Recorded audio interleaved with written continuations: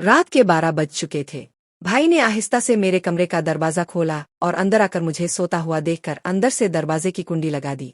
मैं भी सोने का नाटक ही कर रही थी। कमरे में हम दोनों के सिवा और कोई भी नहीं था। मुझे अच्छे से मालूम था कि मेरा भाई आधी रात को मेरे कमरे में किस लिए आया है। मैं भी बिस्तर पर आंखें बंद करके ऐसे पड़ी थी जैसे बहुत ही गहरी नींद में हूँ। इसके बाद जो भाई मेरे साथ करने वाला था वो मुझे मालूम था, पर मैं भी इसे रोकने की कोशिश नहीं करती थी। क्यों नहीं रोकती थी, इसका जवाब आपको कहानी में आगे मिलेगा। आखिर ये सब कैसे शुरू हुआ और भाई को सबसे ज्यादा मेरे में क्या पसंद था, पूरी कहानी जानने के बाद आपके होश उड़ जाएंगे कि कैसे इसने मुझे सिर्फ अपनी उंगली से हेलो दोस्तों, मेरी उम्र 21 साल थी। मैं सेकंड ईयर की स्टूडेंट थी। उन दिनों गर्मी शुरू हो चुकी थी, इसलिए हमें कॉलेज से छुट्टियां मिल गई थीं। रोज की तरह आज भी पूरे घर की सफाई करने के बाद मैं अपने बिस्तर पर आराम कर रही थी। थकावट इतनी ज्यादा थी कि ऐसा लग रहा था जैसे पूरा बदन अकड़ गया हो। मैं अपने बिस्तर पर लेट सुकून पाने की कोशिश कर रही थी और हाथों से अपने सर की मसाज कर रही थी। तभी मेरी एक साककरा आवाज सुनकर मेरा भाई विकी बंद कमरे में आया और कहने लगा, क्या हुआ दीदी, तबीयत तो ठीक है? मैंने कहा, क्या बताऊं भाई, मम्मी सारा काम मेरे सर पर डालकर चली जाती है। कॉलेज की छुट्टियां क्या हुई, सारे घर की जिम्मेदारी मुझ पर आ गई है। ऊपर से मुलाजिम भी छठी पर है। मुझसे नहीं होते ये घर के काम। मेरी बात सुनकर वो मेरे पास बैठ गया और कहने लगा, मेरी प्यारी बहन, कोई बात नहीं, मैं अब भी तुम्हारे लिए दूध लेकर आता हूँ, इसे पियोगी तो सुकून मिलेगा। विकी की बात सुनकर मैं मुस्कुरा दी और कहा, बस तुम खाना बाहर से ले आना, मैं थोड़ी देर सो जाऊंगी। इसके बाद वो वापस दूध लेकर आया। इसे देखकर मुझे इस पर बहुत प्यार आया। सच में दुनिया में बहुत कम ही ऐसे भाई होते हैं जो अपनी बहनों का इतना ख्याल रखते हैं। मैंने इसे खैर सारी दुआएं दी और इसका लाया हुआ दूध पीने लगी। दूध पीने के बाद मैंने गिलास एक साई पर रखा और लेट गई। विकी कहने लगा, चुल्लू मैं तुम्हारा सर दबा देता हूँ, तुम आराम से सो जाओ। वो मेरे सरहाने बैठ गया और अपने हाथों से मेरा सर दबाने लगा। मुझे आहिस्ता आहिस्ता सुकून मिलने लगा और दर्द भी कम होने लगा। मैं आंखें मूंद कर सोने लगी और गहरी नींद में चली गई। मुझे पता ही नहीं चला कि घंटों तक मैं सोती रही। मेरी आंख मम्मी की आवाज से खिली। मैं हड़बड़ा कर उठी। सर बुरी तरह बोझल हो रहा था। घड़ी पर नजर डाली तो रात के 10 बज रहे थे। मुझे एकदम झटका सा लगा। बड़ी अजीब बात थी कि पापा ऑफिस से वापस आ चुके थे। शायद थकावट की वजह से मुझे वक्त का एहसास ही नहीं हुआ। जैसे ही उठकर 2 कदम चली मुझे चक्कर आ गए। आंखों के आगे अंधेरा छा गया। अगर दीवार का सहारा ना लिया होता तो यकीनन गिर जाती। फ्रेश होकर बाहर आई तो देखा खाने की टेबल पर सब मेरा ही इंतजार कर रहे थे। मैं जाकर आराम से कुर्सी पर बैठ गई। विकी मुझे देखकर मेरी प्लेट में खाना डालने लगा। फिर मम्मी से कहने लगा, मम्मी अनो पर काम का बोझ थोड़ा कम डाला करे। अगर अनो नहीं आ रही है तो इसकी जगह किसी और को रख ले। ये बेचारी सारा दिन काम करके थक जाती है। देखे तो इसकी रंगत भी पीली पड़ चुकी है। मेरी हालत वाकई खराब हो चुकी थी। मैं बहुत थकी हुई महसूस कर रही थी। मम्मी और पापा दोनों ही जॉब करते थे क्योंकि सिर्फ पापा की नौकरी से घर चलाना मुश्किल था। ऊपर से हमारी पढ़ाई के खर्चे भी कुछ कम नहीं थे, इसलिए मम्मी भी इसी कंपनी में काम करती थी जहां पापा नौकरी करते थे। मैं और विकी कॉलेज जाते थे, मगर अभी गर्मियों की वजह से छुट्टियां थीं, इसलिए हमें घर पर ही रहना पड़ रहा था। मैंने ये जैसे कोई मेरे बिस्तर के पास बैठ रहा हो, ऐसा लगा जैसे कोई अपना हाथ मेरी तरफ बढ़ा रहा हो। डरते हुए मैंने पलट कर देखा लेकिन वहां कोई नहीं था। घबराहट के मारे मेरी सांसें तेज हो गई थीं। मैंने फौरन उठकर कमरे की लाइट ऑन की। दरवाजा खोलकर बाहर भी देखा मगर वहां भी कोई नहीं था। आज से पहले ऐसा कभी नहीं हुआ था जो अब हो रहा था। मुझे प्यास लगी तो मैं कमरे का दरवाजा खोलकर बाहर निकली। इसी वक्त विकी भी अपने कमरे से बाहर निकला। मुझे देखकर इसने पूछा, क्या बात है, आप अभी तक जाग रही हैं?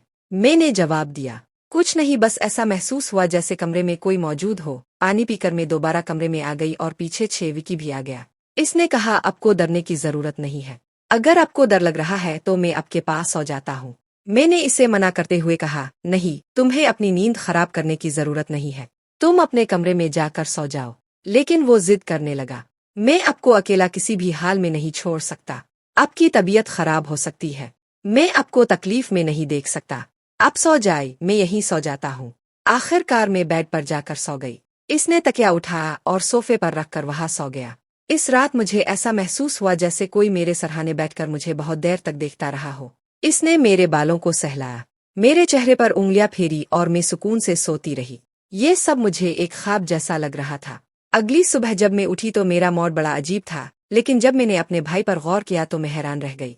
शुक्र था कि मैंने अपने जिस्म को दुपट्टे से ढक रखा था। मेरी कुम्ज़ बेतरतीब हो चुकी थी। मुझे हैरत हुई क्योंकि आज से पहले मैं कभी इस तरह इतनी गहरी नींद में नहीं सोई थी। आज मैं थोड़ी खुश भी महसूस कर रही थी, लेकिन इसकी वजह समझ नहीं आ रही थी।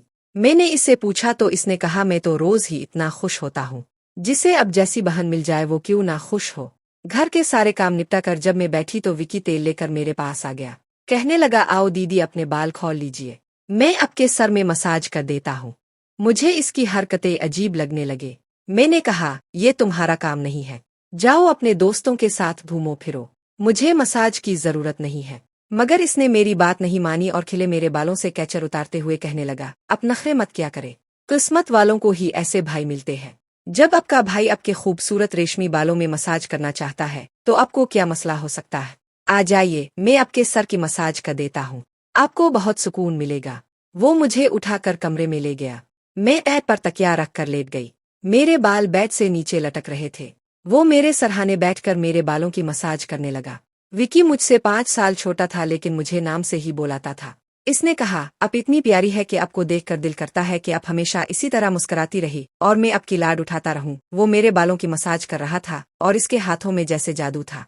मुझे इतना अच्छा लग रहा था कि मैं आहिस्ता आहिस्ता नींद की वादियों में खोने लगी। तेल की खुशबू भी बहुत जबरदस्त थी। मैंने इससे पूछा, ये कौन सा तेल है। वो बोला, ये बहुत ही खास तेल है, खास आपके लिए। आपके जो इतने हुसैन बाल है ना, ये उन्हीं बालों के लिए बना है। इसकी बातें बहुत प्यारी थीं। हालांकि मैं समझ नहीं पा रही थी कि वो किस लहजे में बात कर रहा है। बहरहाल मसाज के दौरान ही मैं गहरी नींद में खो गई। कुछ देर बाद जब मेरी आँख खिली तो मेरा पूरा बदन दर्द से टूट रहा था। ऐसा लग रहा था जैसे मेरी टांगों पर बहुत ज्यादा वजन रखा गया हो। पूरे बदन में दर्द सरक रहा था। मैं आहिस्ता आहिस्ता उठकर बैठी और आसपास देखने लगी।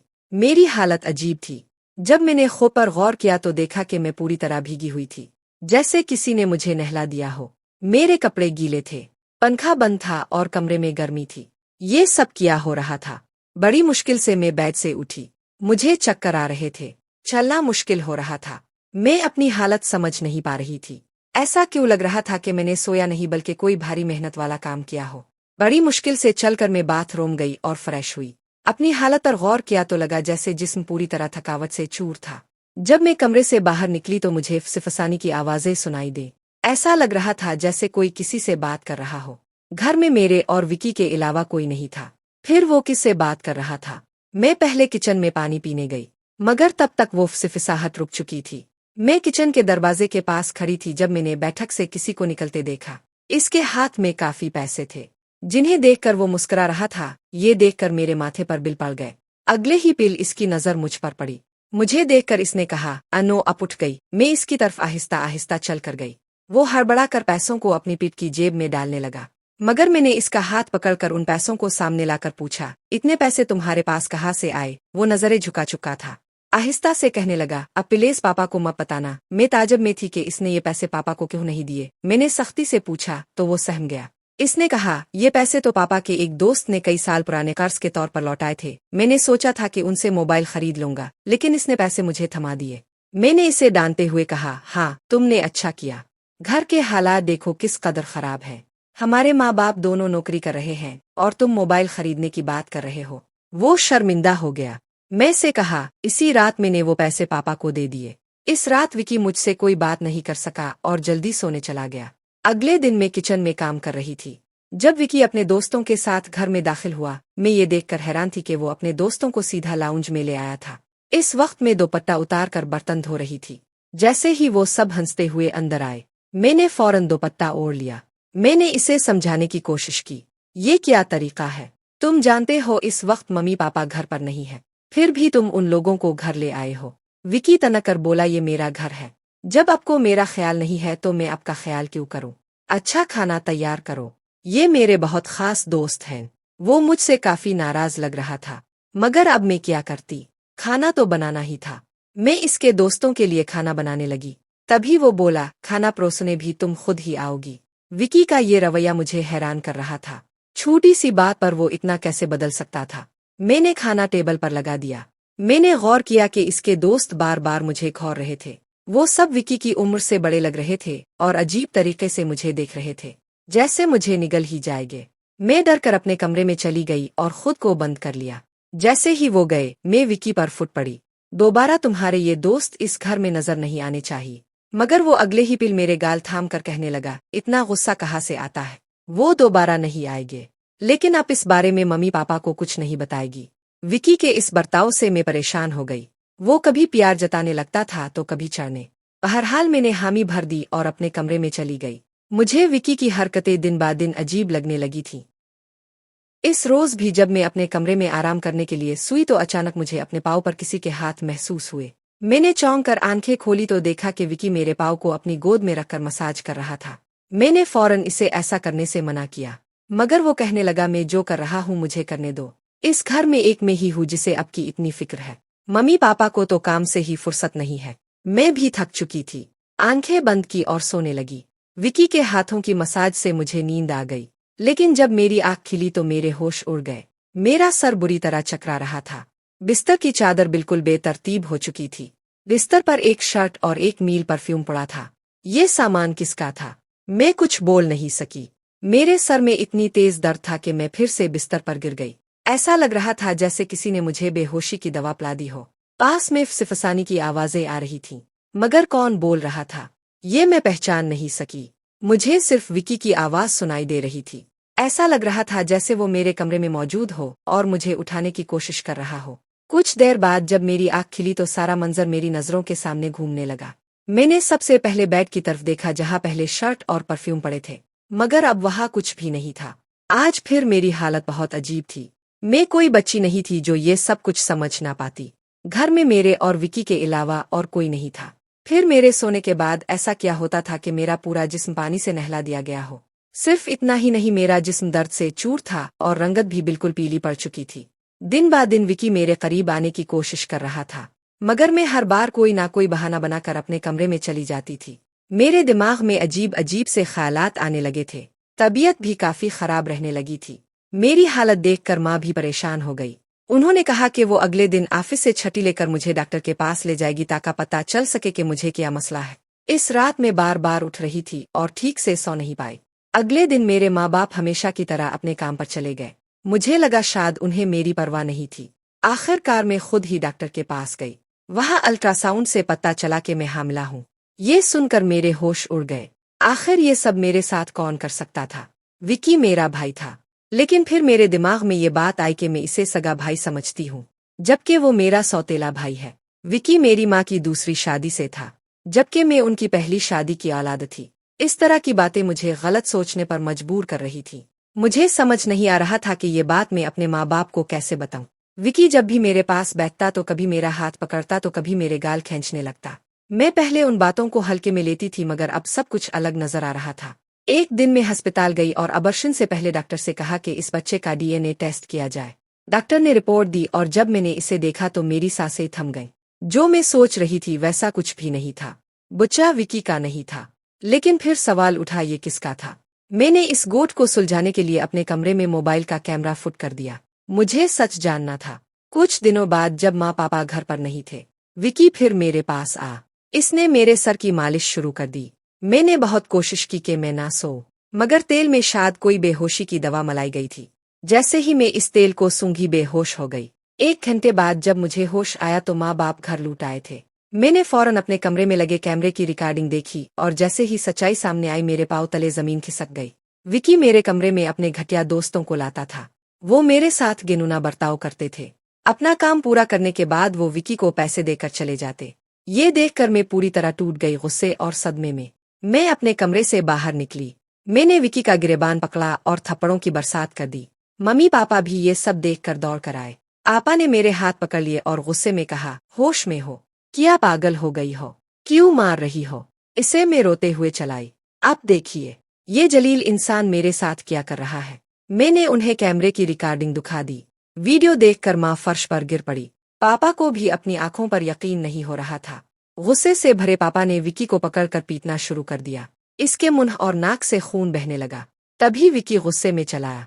मैंने इसे कभी अपनी बहन समझा ही नहीं। मुझे पैसों की जरूरत थी और लोग इसके लाखों रुपए देने को तैयार थे। मुझे अपनी जरूरतें पूरी करनी थी, इसलिए मैंने ये कदम उठाया। अपनी बहन की जिस्म फिरोशी करवाई। ये सुनकर मैं अपने कानों पर हाथ रखकर बस रोती रही। पापा ने इसे इतना मारा कि वो लहूलुहान हो गया। मगर जैसे तैसे वो खुद को छड़ाकर घर से भाग गया। इसके बाद वो कभी भी इस घर में लूट कर नहीं आया। मेरे पेट में पिल रहा बच्चा नाजायज था। मैंने इसका अबॉर्शन करवा दिया। मगर विकी ने एक मेरे साथ जो गेनुना खेल खेला था, वो मेरे मन से मरते दम तक नहीं मिटेगा। भाई वही होता है जो आपका सगा हो और आपकी इज्जत करे।